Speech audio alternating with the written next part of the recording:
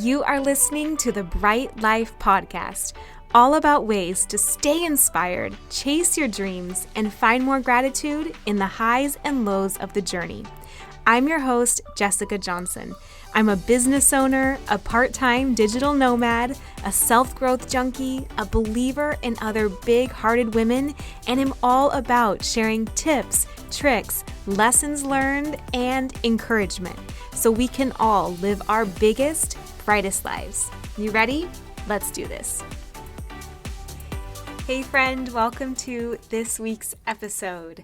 This week is all about what to do if you hit a creative rut. And I was asked this, I thought it was such a smart question. I was asked this by one of the students in my program, Freelance to Freedom, which, if you don't know, is an 8-week program where you learn how to become a copywriter that can command 6 figures a year, build a profitable business, and it teaches both the writing and content strategy side, as well as how to get clients and really build your business from that side. So we were having one of our final sessions, as I'm so sad, but this round is closing, and so just kind of checking in with her, and I just thought, that's such a good question. I feel like so many people can get value out of this, whether you do want to build your own business or be a copywriter or content marketer, or maybe you just are a creative person and you love to write things or work in music or art. And so I thought, let me put some thought to this and share some things that do help me when I hit that creative rut, because it's something I think that does happen to all of us at different times. And in so many years now of doing content marketing and, blogs and podcasts, I think I have learned how to keep it at bay pretty well. But I have some tricks. And so these are kind of things that I use, some probably more unique than others, but here's what it is, and I hope it helps you. So the first most simple thing, I think, is definitely just taking a break. If you start to get to that point in your day when your brain feels foggy or you feel like you're reading the same thing over and over again, for me, I really build those breaks into my day. And so I know that around noon, I'm going to have lunch, and I usually go and I'll make it myself and kind of just enjoy and zone out of work for that period. Or in the afternoons, I usually will go and get a second coffee, or even just like a walk to the coffee shop and I'll get a tea or something else instead. But I find for me, like just that fresh air and even a 10-minute walk, just getting out of my, condo building and going for a walk, feeling the fresh air, like getting my blood pumping again through my body really does wonders to bring me back into the zone for work. And for a long period of time, I was even working out around 2 p.m. because I just found that, that was kind of when I started to feel my energy lull in the day.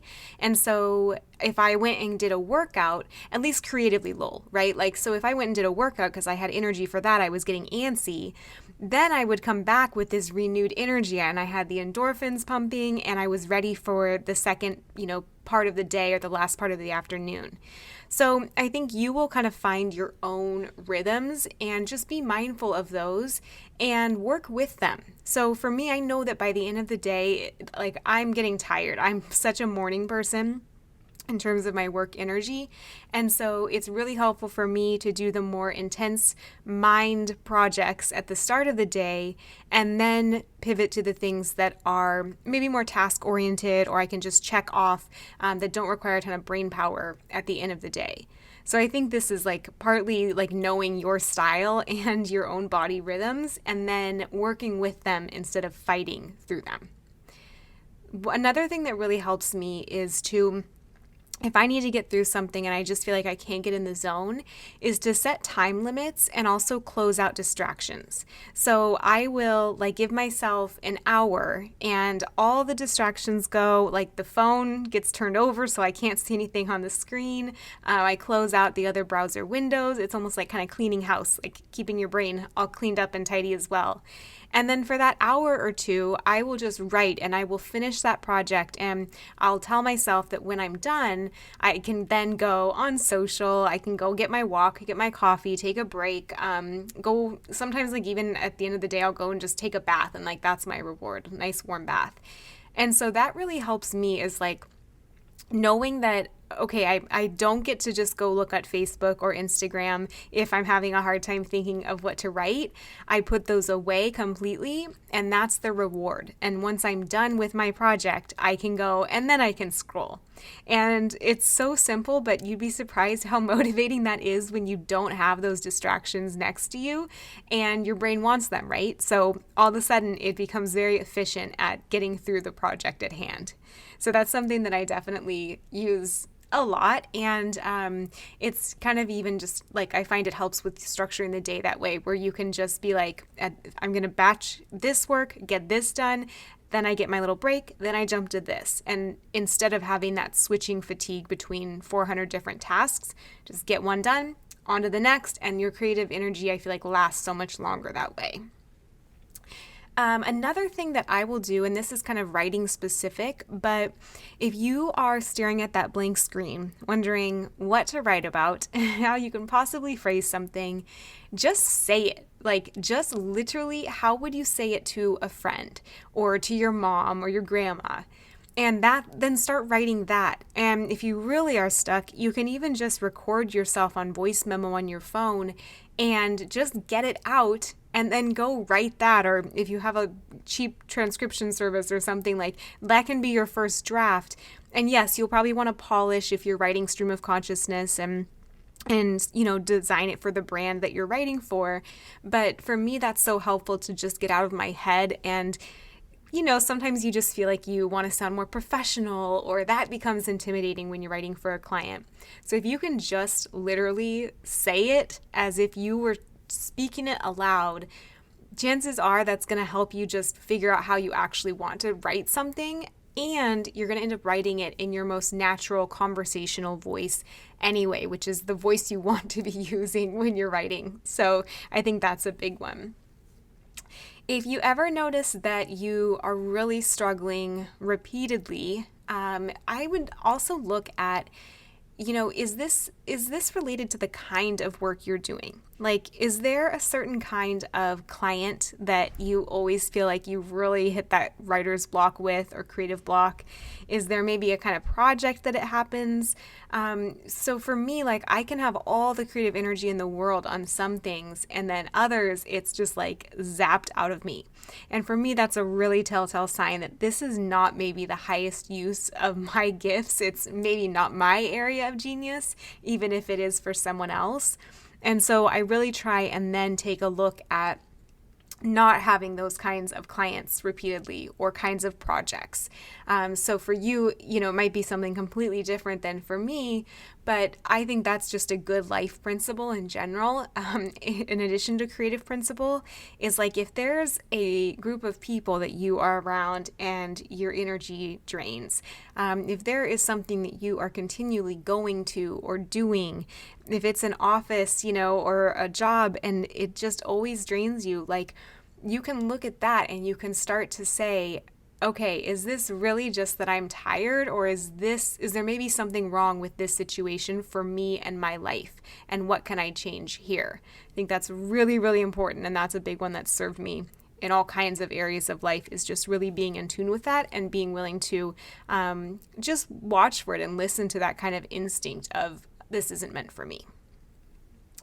Another thing that I'll do if there's like a procrastination element is check procrastination, because I think culturally we are taught that it's that you're either a procrastinator or you're not, right? Like it's a personality trait, when I really don't think that that's the case at all. I actually now believe that procrastination is almost like a fear management tactic, where if there's something you're really putting off, just ask yourself, what am I afraid of with doing this? Maybe it's putting yourself out there. Maybe it's really not that hard to write the social media post and you do actually have time to do it, but you are afraid of putting yourself out there. And so it's way easier for you to make up this story subconsciously, right? You're not doing it intentionally, but to make up this story that you don't have time for the social media post, or you have nothing to say, because that protects you from putting yourself out there. Maybe you have to send a big email or your resume, and for you, like, it's so much easier to procrastinate and you just feel that creative block. But really, it's not about the actually like writing the resume, right? Like that's probably a few lines of text and your skills, or the email, pressing send is not that hard. But your brain will make up a story about it if you are scared to send that email, if that's a big step for you. And so the right words will like evade you, and you will have, a hard time kind of getting that on paper. So I think it can be really helpful with procrastination, and maybe this is a whole episode in the future. So definitely send me a message if you think it'd be interesting how to address procrastination. But I think really one part of that is looking and seeing, is there a fear here? What am I really afraid of? What does doing this mean that I then have to do? And is that really what's blocking me? And then you can handle the right thing, and you can move through that fear versus kind of not seeing it. And so you're almost like trying to write or be creative through this haze that's blocking you. And it's really just the fear. It's not like procrastination or being lazy or anything like that at all. One last thing that I feel like really helps me is, if you are going to be a creative person, I think having this input system of, other ideas coming into you. So I listen to podcasts a lot, or audiobooks. I'm almost always taking some kind of course or master class or mastermind on something. I feel like even watching YouTube videos, like my husband and I love to watch travel vlogs at night, and it gives us ideas of where we want to go. Or I will, watch other videos about like from personal development leaders or things like that. So I think if you want to get new ideas, you have to have new ideas being input to you, or you have to do new things to get new ideas. And so just constantly filling your life with new experiences.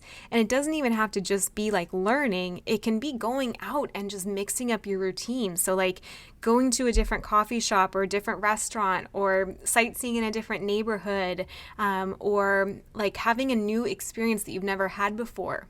For years and years, I would do one new thing every month. And even though I'm not as intentional about it these days, I still probably do it, right? And that I think is such a good practice, because you get out of your box. And I swear every time I would do the new thing, I would get a new idea, or I would fix something in my my ideas that wasn't working. All of a sudden I'd get a new flash of inspiration, or I'd see the puzzle kind of come together. And I really think that's because it's giving your brain this new experience, and it's almost like jumbling it a little bit, and outpour all these ideas or solutions that you hadn't seen when you were literally living your same day over and over again. So why would you have a different thought if you were having the exact same experience 15 different times or over and over again? Like, you really have to get out of your patterns in order to get new inspiration, new ideas, and new creativity. All right? And so those are the things that I really use a lot to get out of a creative rut, to avoid that writer's block, and to just feel inspired and creative in my everyday life. And I hope that they are really helpful to you. I'm so thankful for the student who asked that great question. And if you are interested in learning more about the program, I am thinking of opening enrollment in a month or so. And so send me a message on Instagram or email. But I would love to share more about it with you, and hopefully answer any questions that you have about it. But otherwise, thank you for being here. I hope you have a wonderful week. I hope this gives you lots of creative ideas, and I will talk with you soon. I recently created a free bonus for listeners that I'm super pumped about. It's a 7-day workbook to create your biggest, brightest life, full of exercises I use to bring my dreams to life, work through fears, and take inspired action. You can download it for free at bit.ly/podcast bonus, just as a thank you for listening. If you love this podcast, it would mean so much to me if you leave a review or share it with a friend.